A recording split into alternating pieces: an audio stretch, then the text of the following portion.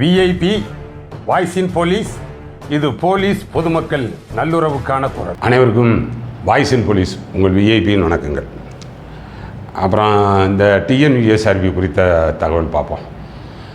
அது அந்த நீதிமன்ற வழக்கு, அதுதான் இப்போதைக்கு இருக்கக்கூடியது.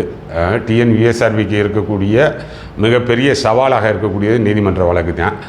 அந்த நீதிமன்ற வழக்கு இருக்கும் பொழுது அது முடிவுக்கு வராத நிலையில் எதுவும் பண்ண முடியாது. ஆனால் இதற்கு இடையில் இந்த அகாடமி வைத்து நடத்தக்கூடிய சில யூடியூப் சேனலில் இப்போ இந்த டிசம்பரில் ட்ரைனிங் ஆரம்பிக்குது, இந்த நோட்டிஃபிகேஷன் வரப்போகுது, வழக்குக்கு அதுக்கு சம்மந்தம் கிடையாது அப்படின்ற மாதிரிலாம் சில தகவல்கள் பரவிக்கிட்டு இருக்கிறதாகவும் அது குறித்து என்கிட்ட கேட்டாங்க. பட் இருந்தாலும் எனக்கு தெரிந்த விவரத்தை நான் கொஞ்சம் சொல்லிக்கிறேன். அதாவது ரெண்டு தரப்புலையும் வழக்கு இருக்குப்பா. ஜாயிண்ட் ரெக்ரூட்மெண்ட்டு, அந்த எஸ்ஐ எஸ்ஓ அந்த ஸ்டேஷன் ஆஃபீஸர்ஸ் அந்த தரப்புலையும் வழக்கு இருக்குது. இந்த காமன் ரெக்ரூட்மெண்ட் தரப்புலையும் அதுலேயும் வழக்கு இருக்குது.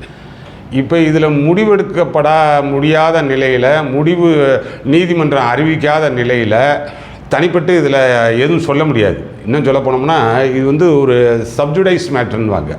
ஆனால் நீதிமன்றத்தினுடைய பார்வையில் இருக்கக்கூடியது, pending in a court of law. அதில் நீங்கள் ஜாஸ்தி சொல்கிறதே கண்டெம்ட்டுக்கே போயிடும், கண்டெம்ட் ஆஃப் கோர்ட்டுக்கு போயிடும். அதனால் இது எப்படி இந்த யூடியூப் சேனலில் அவர்கள் தெரிந்து பரப்புகிறாங்களா தெரியாமல் சொல்கிறாங்களா? ஏன்னா ஒரு சில சேனல்லாம் சொல்கிறாங்களாம், கேஸு அது தனியாக இருக்கும், அதுக்கு இதுக்கும் சம்மந்தம் கிடையாது, கேஸினுடைய ப்ரேயரே அதானப்பா, ட்ரைனிங் தனியாக கமெண்ட்ஸ் ஆகிரும், அப்புறம் நோட்டிஃபிகேஷன் அது ஒரு பக்கம் வந்துடும், கேஸு அது தனியாக நடக்கும், இப்படிலாம் சொல்கிறாங்களாம். ஆனால் தயவுசெய்து அப்படிலாம் ஆனால் தவறான தகவல்களை இந்த ஆஸ்பிரண்ட்ஸ் மத்தியில் சொல்லாதீங்க. அதுதான் சொல்கிறேன்ல, இது சப்ஜுடைஸ் மேட்ரு. ஆனால் நீதிமன்றத்தினுடைய பார்வையில் இருக்கிறதுல நீங்களாக ஒரு மீடியா ட்ரையலில் இந்த மாதிரிலாம் சொல்லக்கூடாது. அது நீதிமன்ற அவமதிப்பு தான். ஆனால் அது வரும், என்ன வரும்னு யாராலையும் சொல்ல முடியாது. அது நீதிபதியினுடைய பார்வையை பொறுத்து. இது ஏற்கனவே ஹானரபிள் ஜஸ்டிஸ் திரு ஆனந்த் வெங்கடேஷ் அவங்க முன்னிலையில் அந்த ஜாயிண்ட் ரெக்ரூட்மெண்ட்டு, ஏன்னா அதில் பாதிக்கப்பட்டவர்கள் அந்த 41 பேர் வரலை அப்படின்றவங்க ஒரு ரிட்டு ஃபைல் பண்ணியிருந்தாங்க. அதுதான் கடந்த 18/11/2024 வர்றதா இருந்துச்சு. அதுக்கு இடையில் அவங்க ஜஸ்டிஸ் மாறிடுறாங்க. இப்போ ஹானரபிள் ஜஸ்டிஸ் பவானி சுப்பராயன் அவங்க முன்னிலையில் இருக்குது. இந்த நிலையில் இந்த டிபார்ட்மெண்டல் கோட்டாவில் ஜாயிண்ட் ரெக்ரூட்மெண்ட்டு டிபார்ட்மெண்டல் கோட்டாவில் பாதிக்கப்பட்டதாக கருதப்பட்ட ஒரு 3 பேர் தனியாக 12/11/2024 அவங்க ரிட்டு ஃபைல் பண்ணாங்க. உடனே என்ன ஆச்சுன்னா, இந்த 18/11 வர வேண்டியது இந்த 12/11 அந்த ஃபைல் பண்ணது, இது எல்லாம் அதை அட்மிஷனுக்கு ஆக்கி இது எல்லாத்தையும் ஒன்றா ஒரே பேட்ச் கேஸை ஆக்கி வரக்கூடிய 9/12/2024 அது அட்ஜன் ஆகிருக்கு. இதுதான் இந்த ஜாயிண்ட் ரெக்ரூட்மெண்ட்டை பொறுத்த வரைக்கும். இதை அன்னைக்கு அந்த அட்மிஷனுக்கு ஏற்றுக்கிட்ட அந்த 12/11/2024 அதில் என்ன சொன்னாங்கன்னா, அந்த நோட்டீஸ் R1 சார்பாக R2 சார்பாக அந்த நோட்டீஸ் எடுத்துக்கிட்டாங்க. அதுக்கு இடையில் அந்த ஒட்டுமொத்த பேட்ச் கேஸையும் எல்லா நம்பரையும் WP நம்பர்லாம் போட்டாங்க. போட்டுட்டு இந்த இது போஸ்டட் ஃபார் 9/12/2024 சொல்லிட்டாங்க. 9/12/2024. அதுக்கு பிறகு அந்த 3வது பரவாயில்ல சொல்கிறாங்க பாருங்கள், till then the respondent are directed not to proceed with the provisional selection list. இந்த தற்காலிகமாக தேர்வு செய்யப்பட்ட லிஸ்ட்டில் நீங்கள் எதுவும் ப்ரொசீட் பண்ண வேணாம் அப்படின்றாங்க. மற்ற இந்த போலீஸ் வெரிஃபிகேஷனு இதுக்கெல்லாம் ஒன்றும் இது கிடையாது. ஆனால் இந்த லிஸ்ட்டை ப்ரொசீட் பண்ணாதீங்க அப்படின்ட்டு இருக்காங்க. அது ஒரு டைப் ஆஃப் ஸ்டே மாதிரி, இந்த லிஸ்ட்டை ப்ரொசீட் பண்ணாதீங்க அப்படின்ட்டாங்க.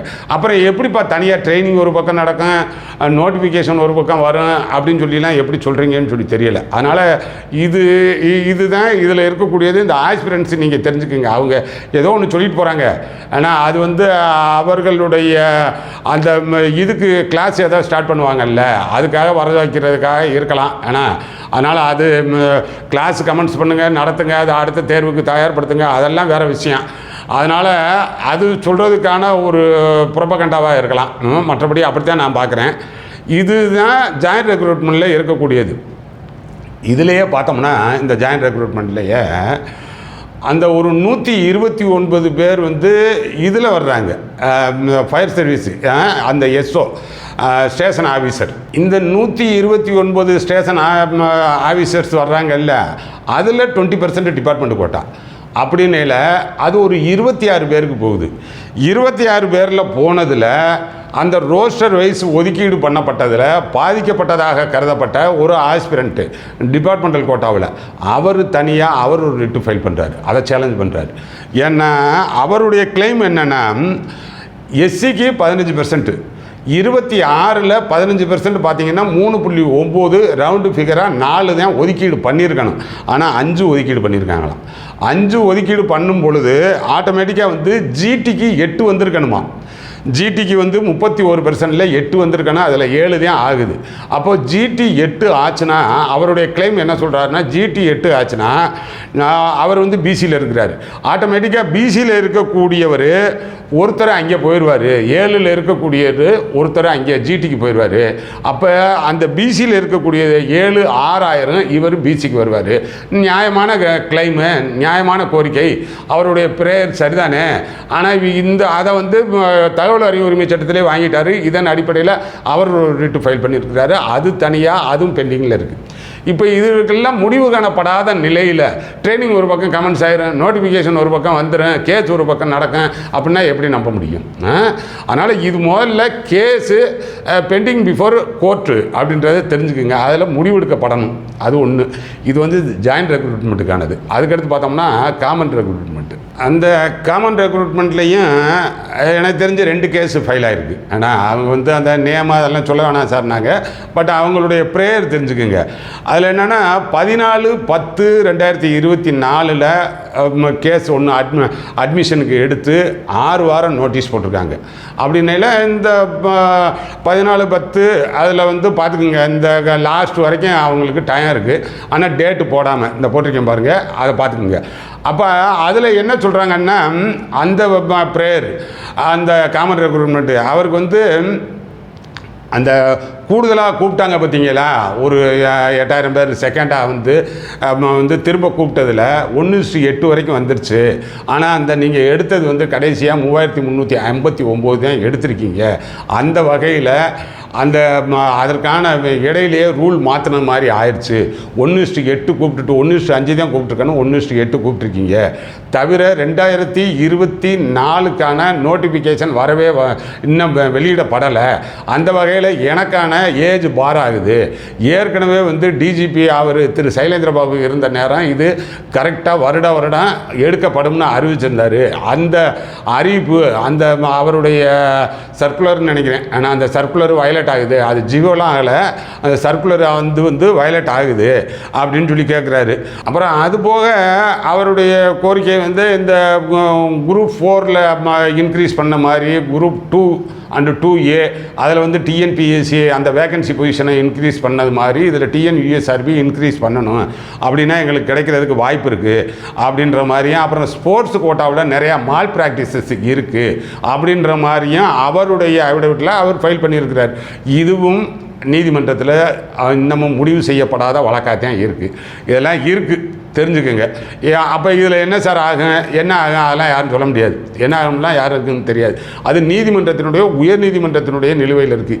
இவ்வளவு குளறுபடிகளுக்கு உயர்நீதிமன்றம் திருப்தி அளிக்கக்கூடிய வகையில் டிஎன்யூஎஸ்ஆர்பி எப்படி பதில் சொல்ல போகுதுன்னு சொல்லி தெரியலை. திரும்ப பார்க்கும் பொழுது அந்த மாதிரி தான் அது சுப்ரீம் கோர்ட் வரைக்கும் போய் அந்த மாதிரி வந்து அந்த பீகார்லேயோ உத்தரப்பிரதேச 2லேயுமே நடந்துச்சு இதே எஸ்ஐ செலெக்ஷனுக்கு. ஆனால் நிறைய குளறுபடிகள் இருந்துச்சு. திரும்ப ஆஸ்பிரன்ஸ் தரப்பில் இப்போ இங்கே தான் வந்து ஒரு முடிவுக்காக வெயிட் பண்ணுறாங்க. ஆஸ்பிரன்ஸினுடைய கோரிக்கை, அவர்களுடைய கோரிக்கை சாதகம் ஆகலைன்னா சுப்ரீம் கோர்ட் வரைக்கும் போகிறதற்கான வாய்ப்பு இருக்குதுன்னு சொல்கிறேன். எத்தனை வட்டம் தான் வந்து இந்த டிஎன்யூஎஸ்ஆர்பியினுடைய இதே மாதிரியான குறைபாடு எங்களை மன்னிச்சுக்குங்க அப்படின்னு சொல்லி சொன்னோம்னா நீதிமன்றம் வேணும்னா ஏற்றுக்கிறதுக்கு தயாராக இருக்கலாம். மன்னிப்பை ஏற்றுக்கிட்டு அவங்க ஏதோ சொல்லலாம். ஆஸ்பிரன்ஸு ஏற்றுக்கணும்னு என்னையா இருக்குது, அந்த ஆஸ்பிரனுடைய இண்டிவிஜுவல் லைஃப் பாதிக்கப்படுதில்ல, தனிப்பட்ட வகையில் என்னுடைய வாழ்க்கை பாதிக்கப்படும் பொழுது உன்னுடைய மன்னிப்பு எனக்கு எதுக்குன்னு கேட்க மாட்டாரா? அந்த வகையில் அவ்வளவு தீவிரமாக இருக்கிறாங்க. அதனால் வந்து எல்லாரையும் திருப்தி அளிக்கக்கூடிய வகையில் இதில் டிஎன்யூஎஸ்ஆர்பியினுடைய பதில் திருப்தி அளிக்கக்கூடிய வகையில்னா சட்டப்படியானதாக இருக்கணும். நீ ஏதோ தடவி கொடுக்குற பதில் கிடையாது. சட்டப்படியான வகையில் எப்படி பதில் கொடுக்க போகுது, அதை எப்படி நீதிமன்றம் அதை ஏற்றுக்கொள்ளுது அப்படின்றத பொறுத்து இருந்து தான் பார்க்கணும். இந்த நிலையில் இந்த அகாடமிக்காரங்க சொல்கிறதுக்கு அவர்கள் வெளியிடக்கூடிய தகவலுக்கு 1300 சொச்சம் எஸ்ஐ இதுவரை இல்லாத அளவிற்கு இப்போதான் முதலாக வருகிறது அப்படின்லாம் போடுறாங்கல்ல, அது அவங்களுடைய தனிப்பட்ட பப்ளிசிட்டிக்காக இருக்கலாம். ஆனால் அதற்கு என்னால் எப்படி பதில் சொல்ல முடியும்? அதை நீங்கள் அவங்ககிட்டே பர்சனலாக கேட்டுக்கிட வேண்டியது தான். இதுதான் நீதிமன்றத்தினுடைய பார்வையில் இருக்கிறது. முன்னாடியே சொல்கிறது மாதிரி இதெல்லாம் சப்ஜுடைஸ் மேட்ரு. இது நீதிமன்றத்தில் பார்வையில் இருக்குது. அது நீதிமன்றம் என்ன முடிவெடுக்கும், அதனை பொறுத்து தப்பாக அடுத்து அவ்வளோதான் என்னால் சொல்ல முடியும். அதனால் அந்த வகையில் இதை தெரிஞ்சுக்குங்க. அடுத்தடுத்த நல்ல பதிவுகளில் பார்ப்போம். நம்ம சேனல் இன்னமும் சப்ஸ்கிரைப் பண்ணாமல் இருந்தால் சப்ஸ்கிரைப் பண்ணிக்கிங்க. அடுத்த பதிவுகளில் பார்ப்போம்.